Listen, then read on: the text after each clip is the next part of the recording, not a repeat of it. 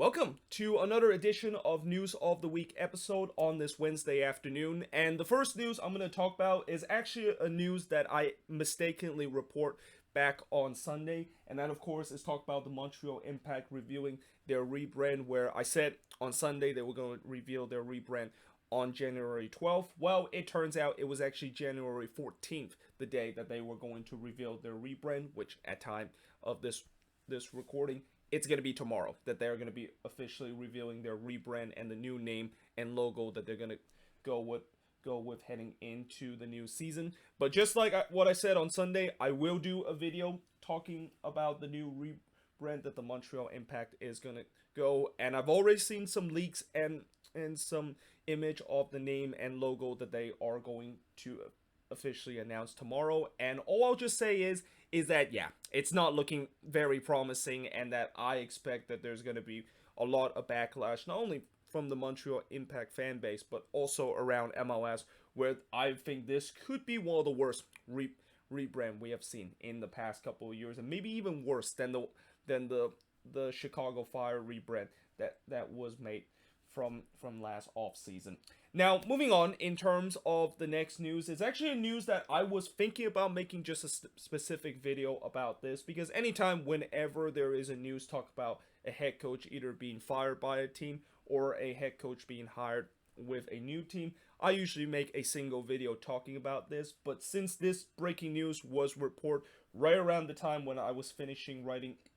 down all the news I'm going to be talking about in this News of the Week episode on the board, I decided to just kind of include this one on the board. And that, of course, is talking about Chris Armas, officially named the new head coach of Toronto FC. And from what I heard from social media and also from the TFC fan base and on Reddit, is that there's been some negative response in terms of Chris Armas being named the new head coach of TFC, and a lot of TFC fans are not happy about this, knowing the fact that they feel this is a clear downgrade from when they had Vanny as their head coach, and that the ambition of this team definitely feel less than compared to the previous year, where this team have always been one of the most ambitious team in MLS and trying to sustain themselves as a regular MLS Cup contender. Now, that being said, in my opinion, I don't think it's as bad as what people say that this move is going to make. And sure, I feel like maybe in some way this could be a little bit of a downgrade when they had Greg Vanney as their new head coach. But people forget that Chris Armas, when he came to the Red Bulls back in 2018, this was a guy that was able to guide this team to winning the Supporters Shield and also register at that time the most point that any MLS team has done in the regular season, and also guide that team to the furthest that they have gone in the playoffs since when they went to MLS Cup back in 2008 to the Eastern Conference Final, and unfortunately they fell in that final hurdle to get themselves back to MLS Cup by losing to Atlanta in the Eastern Conference Final. And sure, some people will also say, well, that was also the season when Jesse Marsch kind of left, and he pretty much left with a relatively good team that any coaches is able to kind of take charge and still able to guide that team to success. Well, in some way that could be true, but at least Chris Armas did enough, and he did enough in terms of the tactics, and also able to keep that team to continue to show the potential that they had to guide them to a Supporters Shield win and to able to get them to the Eastern Conference Final. And although in the past couple of years things have kind of gone downhill for him, I said this about players whenever they go to a new team, and this is kind of started to become a little bit of a cliche, where sometimes when a players that started to kind of fell out of favor of their old team, if they go to a new team,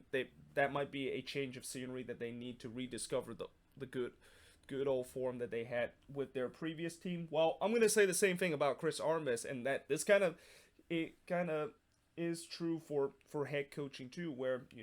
Chris Armas, even though he has fell into bad time with the Red Bulls and things kind of gone downhill in the last two seasons, maybe a change of scenery at TFC is going to be able to get him back to the level that he was a decent head coach doing his time with the Red Bulls in his first season. And also, I guess the reason why TFC decided to get Chris Armas has a lot to do with Ali Curtis being the GM. Like, when Curtis was with the Red Bulls during 2018, he of course hired Chris Armas there, and that this is kind of another example of, you know, a GM being with a new team. He decided to maybe get some of his old buddies to be coaching a team, and that of course is the case again here in this situation. And time will tell whether or not if this is going to be successful or not, and whether or not if TFC is going to continue to be a team that is going to be in that upper echelon of MLS, being a MLS Cup contender year in and year out. Now, Inter Miami is actually interest in Seattle Sounders sporting director Chris Henderson, and I would be shocked that if this actually happened, knowing the fact that Chris Henderson, you know, during his time with the Sounders, of all the good teams that he has been able to build, it's going to take a lot for him to decide to move on as the sporting director of the Sounders and decided to join a team that currently has no head coach in their team and just have no identity and structure whatsoever heading into the new season, unless if he decided to maybe decide that maybe he might think about getting a new challenge, or maybe if Inter Miami is going to splash a bunch of money to trying to lure Chris Henderson to go to Inter Miami. And we know that Inter Miami can definitely do that, because David Beckham, he's definitely going to try to open his pocketbook and try to offer Chris Henderson an offer that he probably would not reluctant to resist to come to Inter Miami. But again, I think this will be a really big surprise if this actually happen. And if it does happen, this will be a huge loss for the Seattle Sounders, because again, the team that Chris Henderson has built with the Sounders have just been incredible. And that you talk about some of the best sporting director in the league, Chris Henderson is probably right up there, if not right up there, as the top and best sporting director in the entire MLS, because of the team that he was able to build and guide this team to multiple MLS Cup appearances and MLS Cup wins. Now, moving on in terms of the next news, and kind of moving away from talk about head coaches and sporting director kind of rumor, is some of the signings that happened from these past couple of days. And one of the signings that happened today is that the Colorado Rapids have acquired FC Dallas winger Michael Barrios in exchange for an international spot and 2 first-round picks. Now, I was kind of surprised with this move, because for FC Dallas, I thought Michael Barrios was always going to be a staple of this team, and he was probably going to be staying with this team until maybe around his mid-30s, when the speed of his game is started to decline, and that's when he's kind of becoming a player that isn't going to be very good. Because we know Michael Barrios, if there is one thing that really makes him good, is definitely his speed, and that he's kind of bit of a one-dimensional player, where the only way he can of course beat you is of course his speed, and he does kind of lack that final product time. But at times, you know, he was able to be very successful with his speed, and able to at least at times find that final product to be a dangerous kind of winger for FC Dallas. And also the amount that they were able to get back for Michael Barrios is not really as much as I thought they would be able to get him. I mean, an international spot might worth a lot, but 2 first-round pick, knowing the fact that nowadays with draft pick, and how, as I mentioned, with the super draft being irrelevant as the year goes by, you know, that's really not a lot that Dallas was able to get back for a player that has just been really one of their key attacker year in and year out. But I guess maybe the other reason why Dallas decided to get rid of Barrios is that I know that a couple of weeks ago they were rumored with a Colombian attacker that was very similar to kind of a Michael Barrios that they currently have, and they feel like they're going to potentially get him, and he's probably going to be the replacement for what now Michael Barrios that is departing to the Colorado Rapids. But for the Rapids, this is definitely a good signing for them. Add some more depth in terms of the winger spot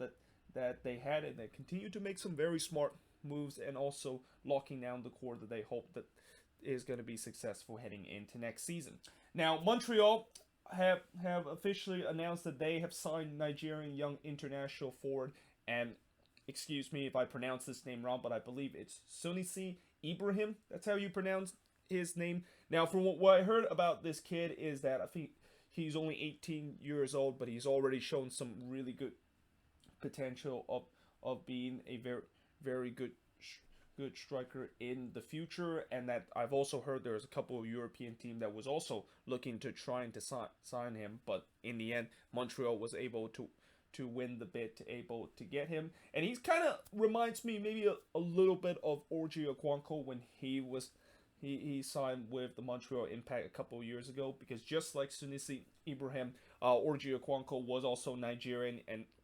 was signed right around the same age that he is now, that Sunisi Ibrahim signed with the Montreal Impact. And as much as Okwanko did had a decent first year with the Impact, yeah, things kind of went downhill for him, and eventually he's now no longer with this team, and I believe he's now with Montreal parent club Bologna, yeah, in Serie. So we don't know whether or not if that is going to be the same situation, and maybe, knowing the fact that the Impact definitely needs some help on the attack, and knowing that they definitely need to help Rumel Kyoto to kind of lessen the pressure of him being the main man going for the attack. They hope that maybe soon Abraham is going to be the guy, and we shall see whether or not if he's going to make some regular appearance for this team, because there's not a lot of time we're usually 18 years old able to be regular starter of this team and able to be the main part of your team around the league. Now, LAFC have signed South Korean right back Kim Woo Kwon, which I think this is probably the least surprising news of the week, knowing the fact that we knew this was going to happen, and it was just a matter of time when they confirmed that signing. And I've also said before that, if he does sign with LAFC, he's going to have a lot of competition in terms of trying to lock down that starting spot, because LAFC have signed a lot of fullbacks during this off season, and it seems like they're really stacking in terms of one of the weakest spot that they had on the field heading into last season. Now, another signing that LAFC did during this week is that they acquire RSL for Corey Bear from RSL. Actually, that was a little bit of a reductant sentence there, but yeah, they acquire one of my favorite player in the league in exchange for 500,000 general allocation money and international spot. And I'm actually happy that Corey Bear is able to get a chance to go to a team that is going to be competitive in MLS and compete for MLS Cup, because I know that if he does stay with RSL, and with how bleak the situation is with RSL, and I'll talk about a little bit later, where they are once again still having some trouble in terms of finding a new owner to take over the team, he's never going to be able to get some successful run and maybe get some playoff experience, or even winning MLS Cup if he was going to be staying with RSL. But him going to LAFC, that's definitely going to be a way for him to try to get some playoff experience, and also maybe with winning MLS Cup before eventually he might be another guy that could potentially make the jump to Europe. Although, that being said, unlike his time with RSL, where he was kind of, I wouldn't say he was a regular starter, because at times he did have to come off the bench. Well, with him going to LAFC, he's definitely not going to be a regular starter. I mean, he's probably going to be a backup option either for Carlos Vela or Diego Rossi. Most likely it's going to be Rossi, because Rossi is the one that plays that number 9 spot for the team. And for $500,000 in an international spot, that is a lot of money that LAFC had to pay RSL to get him. And in some way, for a backup striker, that feels like a little bit of an overpay that LAFC was able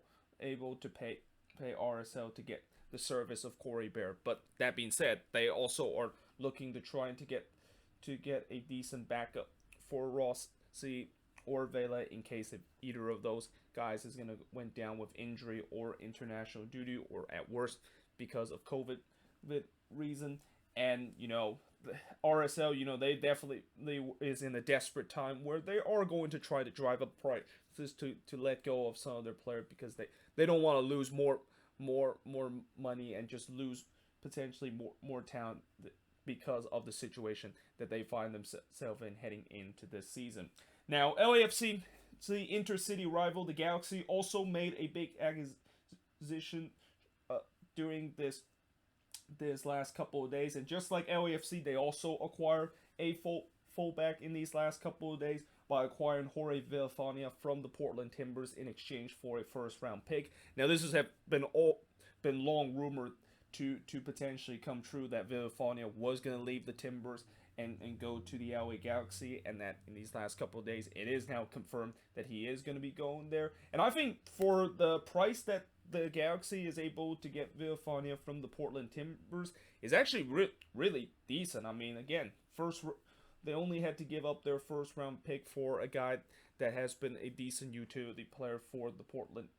Timbers, and that it's definitely going to be a huge upgrade in terms of their quest to finally solve the big issue that they have for the past couple of seasons, which is that back line that has been just been one of the worst in the league for the past couple of seasons. Now, despite the fact that the Timbers did take a bit of a loss by losing Jorge Villafania, at least the good news for them is that they did sign Larry Mabiala to a multi-year contract. And I know maybe that might not be good news for Timbers fan, knowing the fact that Mabiala probably is not going to be a regular starter, knowing his age has started to get up to there. But I feel like this kind of contract extension that the Timbers gave him is kind of similar to what SKC did with Roger Espinoza, where, just like Espinoza, Mabiala is right up to that age where he's not going to be a regular MLS starter, but since he has definitely have a very good leadership and a good locker room present for their specific team, it's not a big surprise that the Timbers decided to lock him up, even though he's not going to be a regular starter for this team. Now, speaking of center back, Orlando City have signed Robin Jansen to a contract extension through 2022, and Robin Jansen has quietly become one of the most underrated center back in the league, and that center back partnership with Jansen and Carlos, probably one of the most underrated center back partnership in the league. One of the lesson talk about center back partnership that is actually a very, very decent one, because I know last season for Orlando City, with both of those guys definitely performing at their highest level, and it's not surprised that Orlando City decided to lock him to a bit of a long-term contract to able to keep him in that club and keep him to continue to be a decent defender for their team, at least into the 2022 season. Now, moving away in terms of talk about contract extension and signing, to talk about rumors that happened. Well, there wasn't a lot of rumors that happened in these past couple of days, but there is one rumors that I was actually very interested to kind of talk about, and I am going to keep a close eye on this kind of rumor, is that whether or not if Minnesota is going to try to bring back Luis Amarilla. Now, a couple of days ago, I did hear that there was reports saying that Amarilla was not coming back to Minnesota and that he is going to be going back, I believe, not to Paraguay, but instead going to Ecuador. But now there's once again reports that is saying that no, that of course is not the case, and that he is actually still in talk with Minnesota into him staying with the team and not going back to South America. And I really think this is a huge decision that the Loons are going to have to make during this off season, because I understand that from what I also heard, there's been reports that the Loons have already think about signing a couple of DP to not only replace Kevin Molino that they lost during this off season, but potentially replacing Amarilla into that number 9 spot. But I feel like, as much as I am excited to see those big name kind of player that eventually is going to come to this team, I feel like why not go with the guarantee option of bring back Amarilla, and that, we'll never know if you not bring back Amarilla into this team, that maybe if you do bring him back to this team, he could definitely develop a good partnership with Reynoso and Amarilla going up front. Like, my dream with this team heading into next season is that Amarilla and Reynoso is gonna be two of the best dynamic duo, and kind of something similar to what we saw last season with Molino and Reynoso down the stretch. And that kind of dream might not come true if Amarilla decided to not stay with this team. But we shall see whether or not if that is going to be the case. And again, it's a huge decision that the Loons are going to have to make, and it can really impact in terms of whether or not if they're going to continue to have another successful season heading into next year. Now, moving on, in terms of the next news, is talk about the the annual Mesut Ozil kind of news that I'm pretty much just going to talk about from now on to the until maybe there's going to be some truth that he could be coming to MLS. But the latest news about Mesut Ozil is that he is saying that he's open to move to both Turkey and the US after his Arsenal career is over, which most likely it's going to be at the end of this season, because I don't see Arsenal potentially is going to keep him for another year, especially the contract that he is currently on, which is probably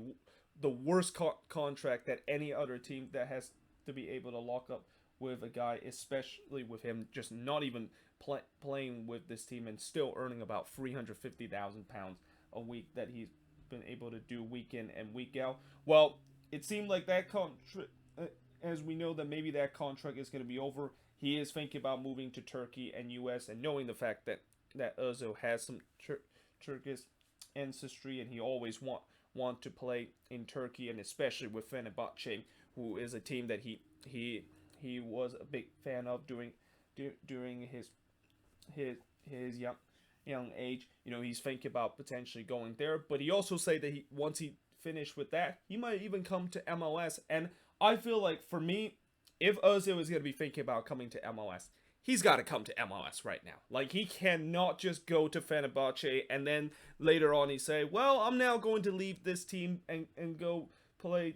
in another country that I've dreamed to play for a very long time, which is coming to the US. Because I know by the time he finished his career with Fenerbahce, you could probably be in his mid-30s, and there is no way in the world any team is going to offer him another big contract coming into